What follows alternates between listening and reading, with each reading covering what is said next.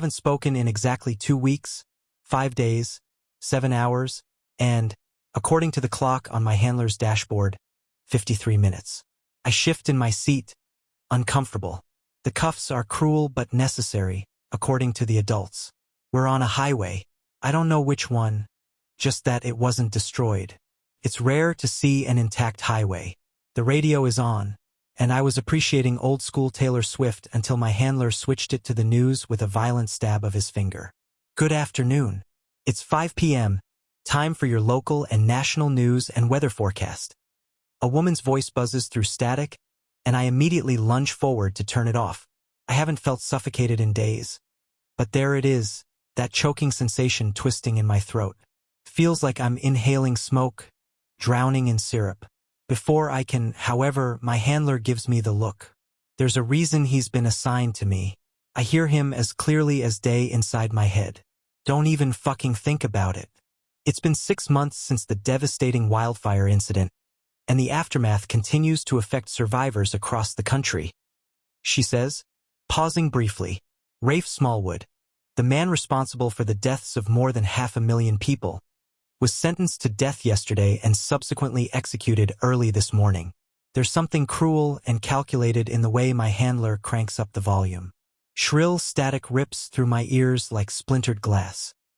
He's middle-aged, his thick brown hair slicked back with foul-smelling gel that burned the back of my nose and throat.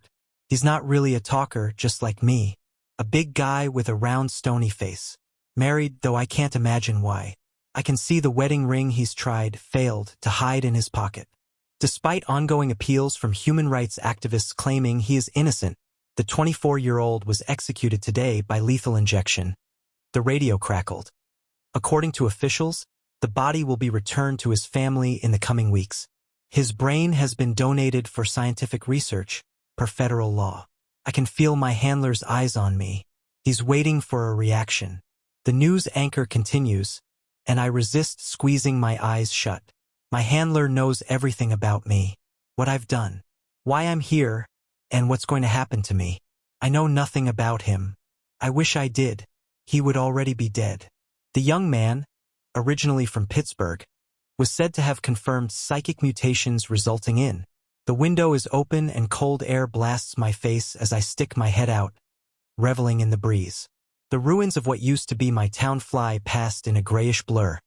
Collapsed buildings and homes, upended sidewalks, and bridges reduced to rubble. The news anchor's voice collapses into static as we enter a tunnel, and I briefly appreciate the momentary silence. It doesn't last. In other news, the CDC has announced a possible link between. My eyes drift back to the dashboard clock. 2 weeks, 5 days, 7 hours, 59 minutes since I last spoke. I've thought about what my first words might be. Do I ask for a lawyer? My parents? Or maybe I just tell everyone to go fuck themselves. My handler switches the station again, this time to another news anchor. 24-year-old Harper Samuels is set to appear in court today, following. He switches it. Again. Bruce Springsteen. He smiles, cranks up the volume, and leans back in his seat. We drive past a Pizza Hut. I miss pizza. Even though the building still stands, the foundations are crumbling, the windows blown out. I'm pulled out of my thoughts when my handler jerks the steering wheel to the left. In front of us, the road suddenly plummets down into a sinkhole, a gnawing hole of nothingness. Settling into my seat, I relax in the warm leather. I know cars, but I've never sat shotgun. I'm always in the back, either in a cage or dumped in the trunk. Always ready to mobilize to follow orders. I shake the thought away. Can we get pizza? I ask, swallowing bile and memories. I might not know my handler, but I know his orders. He's already 1,000 steps ahead of the people trying to get an interview with me. I know exactly what he's been told. Make it look like an accident. A police car would look suspicious, so I got tucked into the passenger seat of a Range Rover. They even had a cover story in case we got pulled over. You're a father driving your daughter to evacuation zone 3. Take her somewhere quiet. Don't leave any traces. I already have a headache, and it's not my handler's cologne. The pain is dull, bright colors zigzagging across my vision. feels intrusive, like a knife is being forced straight through my skull. I can briefly see 3 walls of an alley, his bulging frame between me and freedom. I want pizza, I say louder, lifting my head. I notice the subtle shift in my handler's body language. He's good at masking it, but I'm a quick study. He actually smiles. Before you kill me, I add, my eyes finding the dashboard clock. It's 6 p.m., and I'm scheduled to die at 6:30 p.m., per his orders. What kind of pizza? He surprises me with a response, gesturing ahead. His accent is not what I expected. Boston. I bite back the urge to ask him to say, Sci-Fi. Look around, sweetheart. I'll make you a deal. If you point me to a fully functioning McDonald's, I'll go get you a Happy Meal. He's right. There's nothing but a disorienting gray blur of concrete as we drive past. No sign of the golden arches. I focus on the dashboard block, bright red ticking numbers. Numbers are all I know. I know ticking clocks. I know ceiling tiles. I know squares in carpets and rugs and dress patterns. I've been counting all my life. Counting when I'm bored, counting when I'm tired, counting when I'm stalling. And here I am, counting again.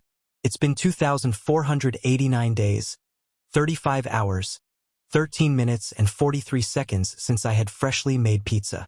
Mom used to make it from scratch. I miss cheese. I miss hot, spicy pizza burning my tongue. I miss the first bite. I am careful with my words, keeping my eyes forward. You know, even Ted Bundy was given a final meal. I catch the slightest smirk curve on his otherwise stony face. Where'd you learn that? Netflix, I said. He refused a final meal, so they gave him the default instead. I noticed him relax slightly. You want a final meal? Sure. His gaze flicks to the road ahead. Tell me why you did it first. I weigh my next words. I have nothing left to lose. I'm going to die in. I glance at the dashboard clock. 23 minutes and 8 seconds. I don't say what I want to say, what's bubbling in my throat, what clings stubbornly beneath my tongue. Instead, I stay very still. Did you know that when you take apart a doll and put her back together, she's never quite the same? Another glance at the clock. 21 minutes. My handler sighs. Outside, we've entered a city, but I don't recognize it. There are no signs anymore, so I don't know which route we're on. Just the same view I've had since being crammed into the passenger seat of this car. A jagged crack tearing through the heart of the country. I think I see the ruins of a hotel, maybe, then a nail salon. They're still pulling bodies like doll pieces from the rubble. I look away quickly, ducking my head low. My handler reaches into his pocket, pulls out a cigarette and lights it up. He takes a long drag, blowing smoke out the window. I'm not following your analogy, kid. I'm not sure what an analogy is. I shut my eyes, refusing to look. I count the seconds anyway because I can't stop myself. I need to count. 18 minutes. I keep my head bowed as we pass crowds of survivors already banging on the windows. They hold signs and pictures with strangers' faces. When a woman jumps in front of us and slams her hands into the windshield, my handler quickly rolls the window down. I start to panic. Chest burning. Throat twisting. It's like barfing. But the screams clogged in my throat are not mine. They taste like blood-tinged vomit. I don't look at the clock or at numbers that would normally calm me, because they're already counting down. In the 4th grade, I got my first detention. I try to find an anchor. There are no patches or patterns on the car seats, so I count the scuffs on my jeans. I can already sense them. They hit like lightning bolts, each one more painful, like a pickaxe to my skull. Every voice makes me want to scream, but I can't protect myself. I can't block them out with my hands, and even if I did have hands to clamp over my ears, they'd still bleed through. I see them as colors, bright explosions of light illuminating the backs of my eyes. I'm not afraid of the dead, of the bodies being pulled from collapsed foundations. I'm afraid of the survivors. They sound like television static. Where is my son? Names I don't know. Men, women, children. All of them come alive inside me. Voices crashing into each other, disjointed and broken. Where is my daughter? I've lost them. All of them are dead, gone. I'm alone. I'm tired. I'm hungry. I try to shake them away, but they are vast. Violent. Voices become images. Images become faces. Faces become memories. And some of them are strong enough to leech onto me. No, I'm the one clinging to them, a disease crawling inside their heads. I can see from the point of view of a child. I see her arms fly out for her mother, but her mother is gone. I feel her agony, her loneliness, her pain. I regret letting her in. Mommy. Her words crawl up my throat. I can see through her eyes. I can see a family table. I can see the proud smile on her teacher's face. SpongeBob on the TV and plastic stars on her ceiling. I try to shake her away, but it's like pulling myself from quicksand. It's too thick and I'm stuck, drowning, suffocating, screaming, like her. Mommy, where are you? Where did you go? Where's Daddy?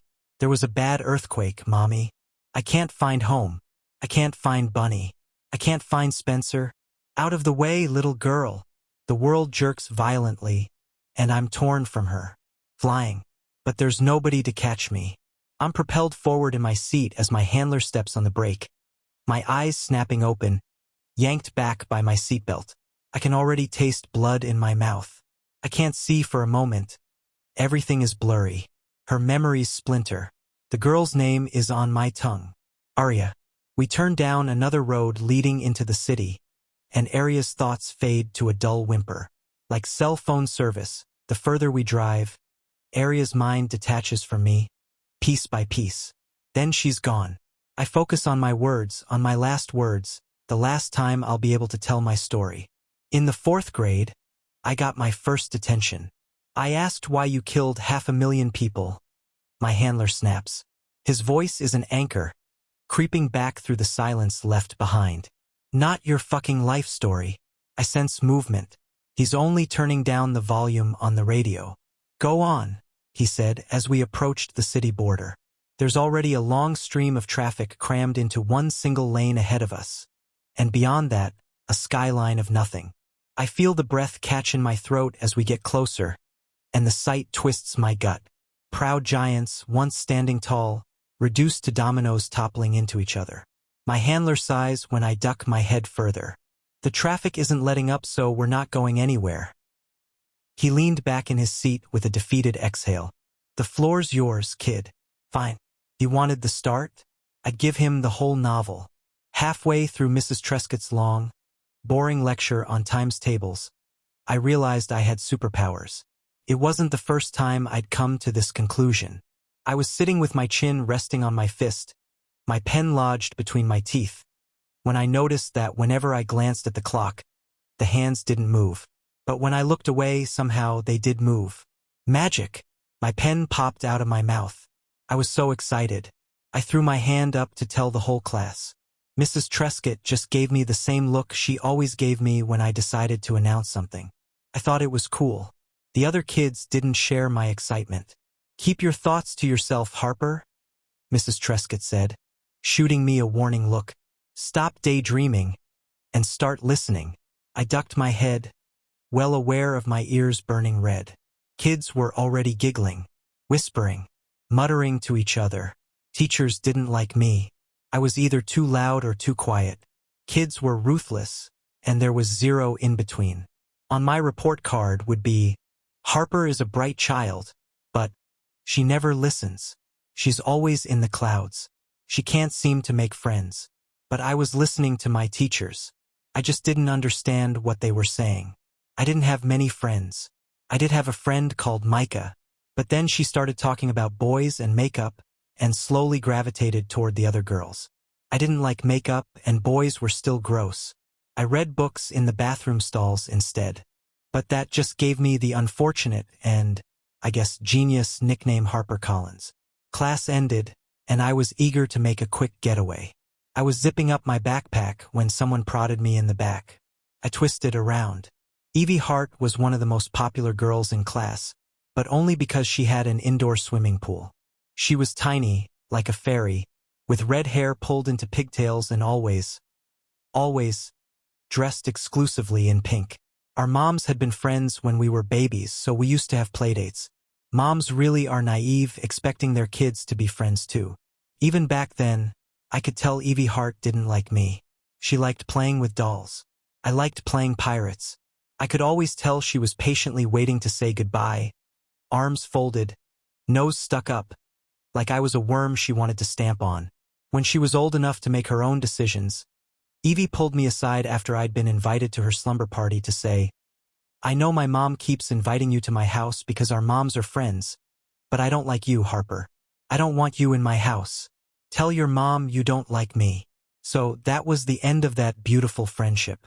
I was blunt with Evie and told her I didn't like her either, and that she looked like a horse. That drove a wedge between our moms. I was forced to apologize for offending poor, defenseless Evie, who was smirking at me behind her mother's back. Evie, the spoiled brat, got what she wanted, and my mother quietly removed her mom from family gatherings. Evie only prodded me in the back when she wanted something. She was smiling, which was rare. Evie only wore that type of smile when she was about to ruin someone's day. "Hey, Harper." Evie's smile was suspiciously friendly. She grabbed my shoulders and turned me toward the back of the classroom, where our teacher was helping Freddie with his backpack zipper. "I dare you to ask Mrs. Trescott what DLF stands for." I wasn't expecting someone to actually say it. The voice came from a freckled brunette hunched over his desk, eyes glued to his 3DS. Mrs. Trescott's head snapped up, her expression darkening. I caught Freddie's smirk. "I'm sorry, what was that?" "I just told you," the boy muttered, idly chewing his stylus. "That's what it means." "Detention, Rafe," Mrs. Trescott barked. "You too, Evelyn. You should know better." The boy, Rafe, dropped his 3DS, eyes wide. "But I was just saying what it means." "Detention," Mrs. Trescott repeated, her tone a warning. "Do not argue with me." "But, Rafe," she snapped, "do you want me to call your father?" Rafe's mouth snapped shut. Instead of talking back, he buried his head in his arms, groaning. "This is so stupid. I didn't even mean it. I was saying what it meant." "But Mrs. Trescott," Evie sang. "Harper said it too. I don't care for playground politics." My handler grumbles, snapping me back to the present. It's raining.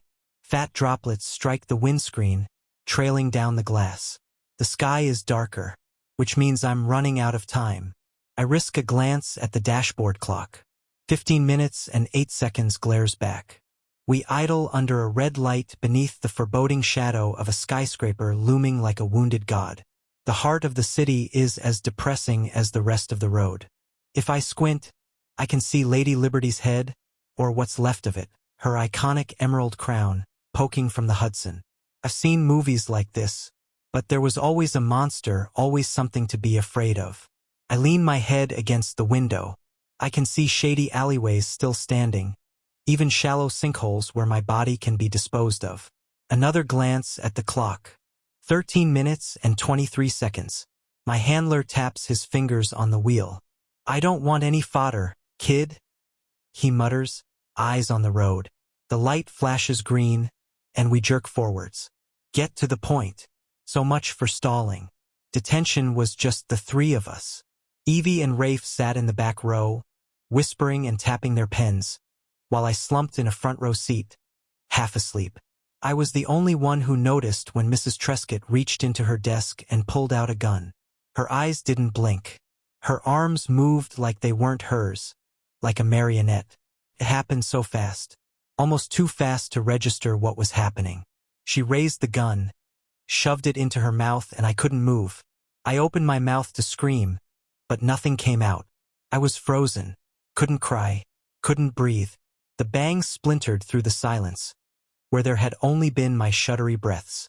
Her body swayed like a puppet, then collapsed face first onto her desk. Red bloomed across the papers she'd been grading, moving fast, seeping from the edges. I didn't realize I was screaming until I heard my own wail. Didn't realize I was on the floor, on my knees, screaming. I could still hear the gunshot rattling in my skull. The others were silent. Out of the corner of my eye, they sat stiff in their seats, unmoving and wide-eyed, like mannequins. I could hear Rafe's sharp breaths, like he was hyperventilating. The world tipped sideways and I dove under my desk, screaming until my throat was raw and wrong. My hands clamped over my ears. Everything was so loud, screeching in my skull, the ringing in my head, the crack of the bullet. It felt like years had passed before warm hands were coaxing me to my feet. But I was still screaming. I could still hear the gunshot, still see the blood. Harper. The voice was a stranger's. They led me all the way outside, squeezing my hand tightly. I barely remembered leaving the classroom. It was raining, but I didn't feel the drops soaking into my shirt and hair. Adults crowded around me, but none of them were my parents. I was lifted into the back of a white van. Evie and Rafe were already inside, wrapped in blankets. Rafe had his head buried in his knees. Evie stared forward, like she could see something I couldn't. The stranger, a middle-aged man with glasses, knelt in front of me. To me, he was a fast-moving blur.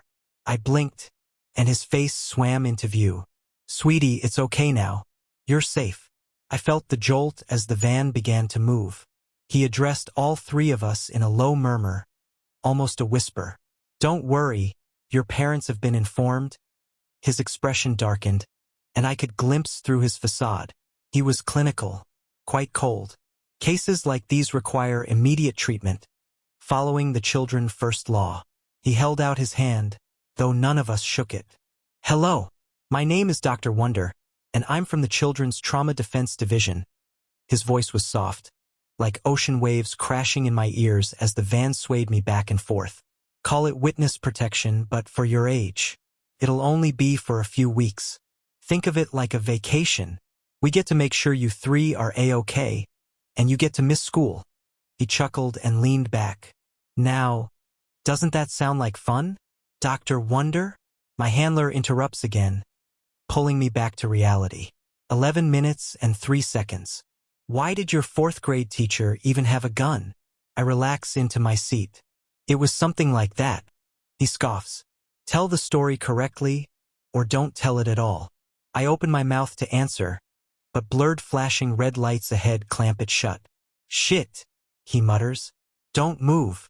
We come to a stop at a roadblock and he tells me to duck my head. I'm too scared. Maybe this is the point where I'm going to be executed.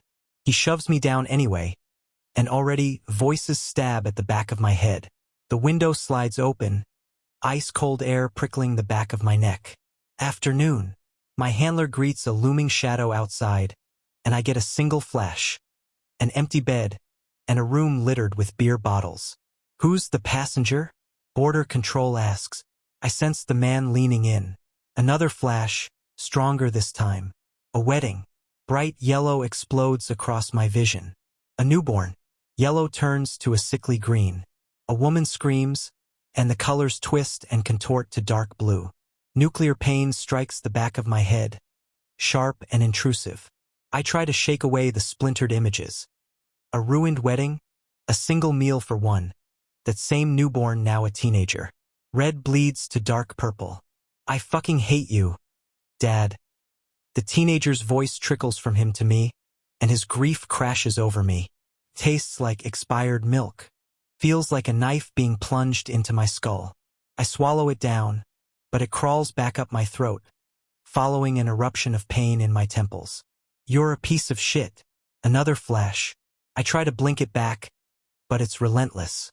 The boy is dead, his body crushed under collapsed foundations. There's a long pause before the officer speaks out loud. "Is she doing all right, sir?" I can sense the silence around us thickening as I clamp my teeth around a mouthful of bile. I see a police badge, a faucet, and a fistful of blue-tinted pills. He's growing suspicious.